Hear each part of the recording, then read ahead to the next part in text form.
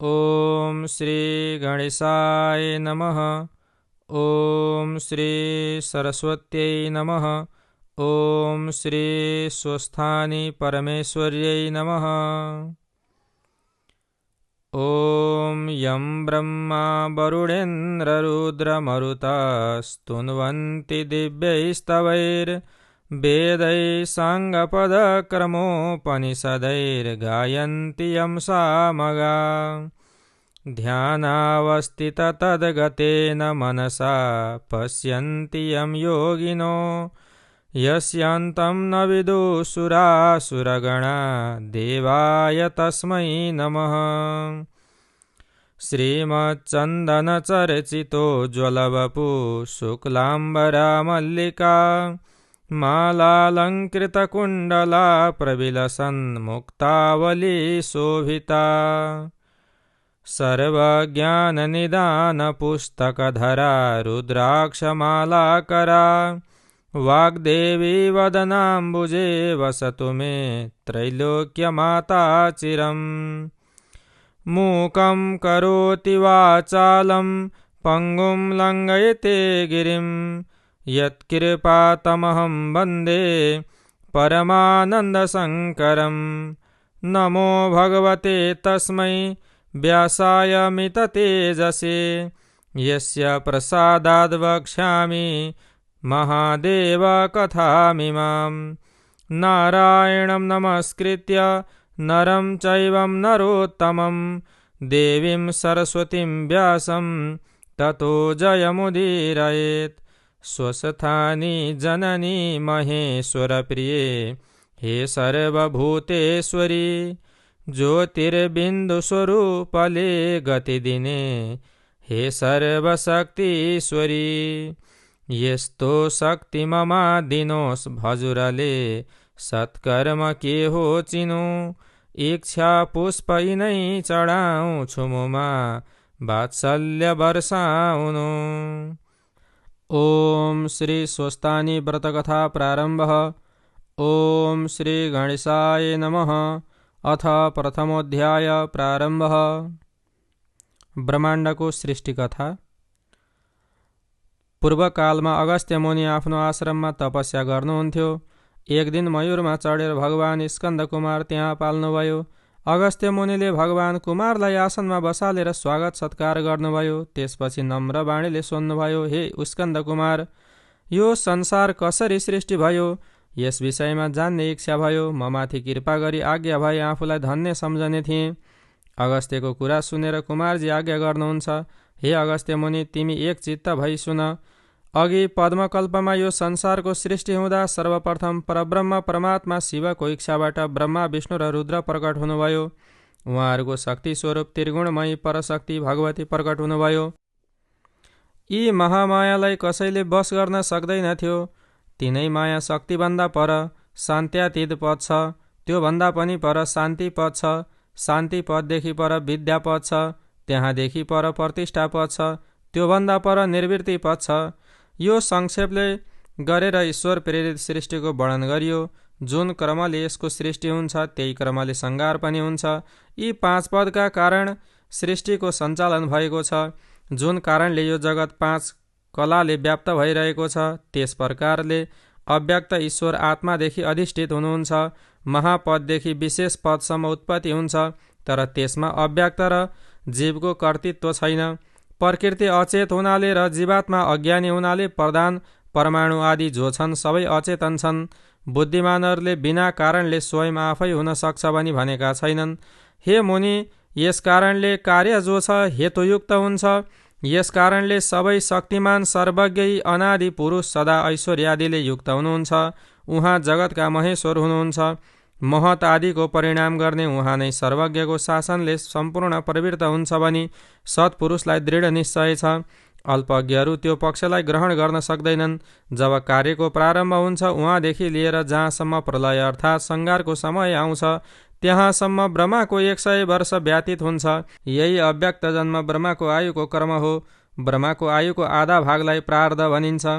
जब दुई प्रारब्ध व्यतीत हुन्छ तब ब्रह्माको आयु व्यतीत हुन्छ। अव्यक्त आत्मा जब कार्यलाई साथ लिई आत्मामा रहन्छ तब त्यो जगत आत्मामा रही विकारले युक्त हुन्छ। यी प्रधान पुरुष जब आफ्ना धर्मले रहिरहन्छन् तब तम र सत्व यी दुई गुण पनि समान भइरहन्छन् र सर्वत्र व्याप्त भई फैलिन्छन्। गुणको समान हुँदा तमोमय हुने हुनाले यी अलग हुन सक्दैनन् र वायुले शान्त गराएको निश्चल जल झैँ थाहा पाउन सकिँदैन। त्यस जगतको नजानिने समयमा उनै महेश्वरी देवी प्रधान पुरुषको साथमा माया योगले प्रविष्ट भई शोभित हुनुहुन्छ। त्यसपछि प्राणीको उत्पत्ति गर्ने उद्देश्य इच्छाले परमेष्टि ब्रह्माको आज्ञाले अव्यक्तदेखि सृष्टि हुन्छ। जुन परमात्माको मायाले यो सम्पूर्ण उत्तरोत्तर सृष्टि विचित्र मनोरथहरूले सहित भई समाप्त हुन्छ, ती परमात्मालाई त्यो मार्ग जान्नेहरू शब्द ब्रह्म भनी भन्दछन्। उनै सबै प्राणीका विलक्षण परमात्मालाई नमस्कार छ। हे मुनीश्वर, त्यसपछि प्रथम ईश्वरका आज्ञाले अधिष्ठित अव्यक्तबाट बुद्धिदेखि विशेषसम्म हुन्छ र क्रमले विशेष विकारबाट रुद्र, विष्णु, ब्रह्मा यी तीन देवता उत्पन्न हुनुहुन्छ। संसारमा कतै पनि नरोकिने भएकै उहाँ शक्ति हुनुहुन्छ। महेश्वर र महेश्वरीको नाश हुँदैन। ज्ञानमा पनि अणिमादि सिद्धिसहित भई उत्पन्न, पालन, नाश यी तीन कर्म सम्पन्न हुन्छन्। कल्पान्तरमा फेरि पनि बुद्धि र मोहका निमित्त परमेश्वरले शक्ति प्रदान गरी परस्पर शक्ति धारण पनि गर्दछन्। कहीँ ब्रह्मा, कहीँ विष्णु, कहीँ रुद्रको स्तुति हुन्छ। त्यस कारणले उहाँको सामर्थ्य धेरै थोरै हुँदैन, बराबर हुन्छ। यो पर, यो बढ्ता, यो कम भनी अज्ञानीहरू भन्दछन्। तिनीहरू नै राक्षस र पिचास हुन्छन्। तिनै ब्रह्मा, काल रूप, पुरुष रूप, महेश्वर रूप, चतुर्व्यूह रूप तीन गुणदेखि पर छन्। ती सर्वात्मक, सर्वाधार शक्तिको उत्पत्तिका कारण हुन्, जो लीलाले मात्र जगतको सृष्टि गरी निज रूपमा लिन भइरहेका छन्। ती परमेश्वर सबैभन्दा पर छन्। यस कारणले महेश्वर प्रकृति पुरुष ब्रह्मा, विष्णु, रुद्र र शिवात्मक हुन्। प्रधानदेखि पहिले बुद्धि आदि महतत्व उत्पन्न भयो र महतत्वको क्षोभले सात्विक, राजसिक र तामसिक तीन प्रकारका अहङ्कार उत्पन्न भए। तामस अहङ्कारबाट पञ्च महाभूत उत्पन्न भयो। यस्तै इन्द्रिय पनि अहङ्कारको विकार हुनाले राजसी अहङ्कारबाट उत्पन्न भए। इन्द्रिय दुई प्रकारका छन्, 5 ज्ञानेन्द्रिय र 5 कर्मेन्द्रिय गरी यी 10 भए। एकादशौं इन्द्रिय मन र इन्द्रियका वेता सत्य गुणबाट उत्पन्न भए। तामस अहङ्कारबाट उत्पन्न शब्द तन्मात्रादेखि आकाश उत्पन्न भयो। आकाशदेखि स्पर्श, स्पर्शदेखि वायु उत्पन्न भयो। वायुदेखि तेज उत्पन्न भयो। तेजदेखि रस, रसदेखि जल, जलदेखि गन्ध, गन्धदेखि पृथ्वी उत्पन्न भइन्। पञ्चमहाभूतदेखि चराचर जगतको उत्पत्ति भई पुरुष अव्यक्तका अनुग्रहले महतदेखि विशेषसम्मका यी अण्डलाई उत्पन्न गरे। जब ब्रह्माको कार्य र कारण सिद्धि भयो तब त्यस अण्डमा ब्रह्मा संज्ञा भएका क्षेत्रज्ञ बुद्धिमा प्राप्त भयो। यही प्रथम शरीर हो। यसलाई पुरुष भनी भन्दछन्। प्राणीका आदिकर्ता ब्रह्मादेखि उत्पन्न भई सृष्टिकर्ताको अभिमानयुक्त, उपमारहित ज्ञान, वैराग्य लक्षणयुक्त धर्म र ऐश्वर्यलाई ब्रह्मा सम्बन्धी कार्य भनिन्छ। जसको मनमा जे इच्छा छ सो अव्यक्तदेखि उत्पन्न हुन्छ। त्यसले तीन गुणलाई वश गरेको छ। जो गुण र त्यसको अपेक्षा गर्दछ त्यो स्वभावैले सापेक्ष छ। आफ्ना आत्मालाई तीन प्रकारसँग भाग लगाएर तीनको कर्म प्रवृत्त हुन्छ। यिनै तीन गुणले उत्पन्न, लय र पालन गर्दछन्। सृष्टि कर्ममा चतुर्मुख ब्रह्मा, संहारमा रुद्र, पालनमा तीनै पुरुष सहस्रशिर भनिन्छन्। यसै कारणले तीनै अवस्थामा स्वयम्भू रूपमा निर्गुण शिव रहनुहुन्छ। ब्रह्मत्वमा सत्वगुण, रजोगुण, कालत्वमा तम र रजगुण रहन्छ। विष्णुत्वमा केवल सत्व मात्र रहन्छ। निर्गुणमा सत्व, रजो र तमगुण केही बाँकी रहँदैन। यस्तै प्रकार गुण र बुद्धि तीन प्रकारका हुन्छन्। ब्रह्मत्वमा लोकको रचना हुन्छ। कालत्वमा संहार हुन्छ। पुरुषत्वमा व्यापार रहित केवल दर्शन मात्रले पालन कार्यको सिद्धि हुन्छ। यस्ता प्रकारका परमात्माका तीन कर्म छन्। यस्ता तीन प्रकारले भाग लाग्नाले तीनै परमेश्वर त्रिगुण भनी मानिन्छन्। चार प्रकारले भाग लाग्नाले उहाँलाई चतुर्व्यूह भनी भनिन्छन्। आदि हुनाले पुरुष भनिन्छ। अजन्मा हुनाले अज भनिन्छ। सुवर्णको जो मेरु पर्वत छ त्यही परमात्माको गर्भाशय हो। जल, समुद्र र पर्वत जरायु हो। यसै अण्डमा यी सबै लोक रहन्छन्। यिनका अन्तरमा संसार, चन्द्रमा, सूर्य, ग्रह, वायु, नक्षत्र सहित स्थिर रहन्छन्। यो अण्ड जलदेखि 10-12 गुणा बढी व्याप्त छ। आकाशले वायु व्याप्त छ। आकाश पञ्चभूतले व्याष्टित छ। भूतादि महत प्रकृतिले व्याप्त छ। यसैले यो ब्रह्माण्ड प्रकृतिका 7 आवरणले व्याप्त छ। यसैले प्रकृति समेत 8 पक्ष भई परमपद प्रादुर्भाव भएर परस्पर जगतलाई धारण गर्दछन्। आधारहरूका भावले ती विकार विकारीमा कछुवाका शरीर झैँ फैलाउने र खुम्च्याउने हुन्छ। यही व्यक्त प्रकट विकारलाई उत्पन्न गरी पछि संहार पनि गर्नुहुन्छ। यो सबै जगत पूर्वोक्त कर्मले उत्पन्न भई अव्यक्तबाट प्रकट हुन्छ। यस्तै प्रलयकालमा उल्टो गुणको पनि सम र विषम उत्पन्न भई गुणको लय भएर विषमतामा सृष्टि हुन्छ र ब्रह्मको कारणले ब्रह्माण्ड हुन्छ। ब्रह्माको क्षेत्र हुनाले यसलाई ब्रह्म क्षेत्र भनिन्छ। यस्तै प्रकारले कोटि खण्डले फैलिनाले प्रधान तल बीच माथि भएर स्थित हुन्छ। यो स्थानमा सन्निधिमा प्राप्त भई जगत रचना हुन्छ।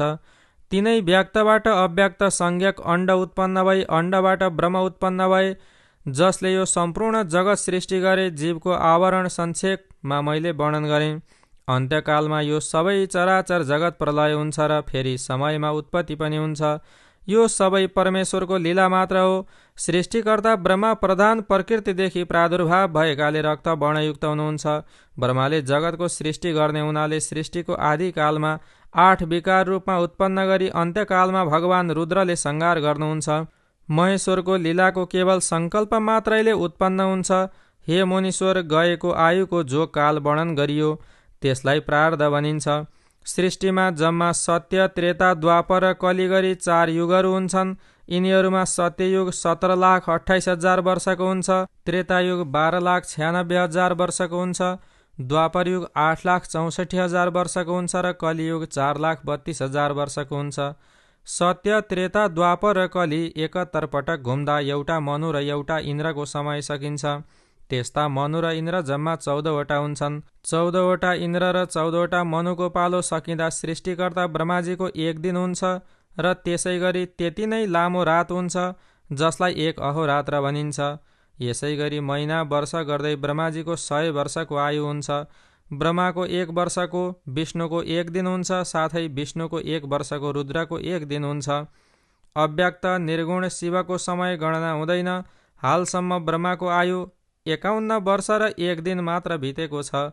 हालसम्म कतिवटा ब्रह्माजी उत्पन्न भई लय भए भन्ने लेखाजोखा छैन।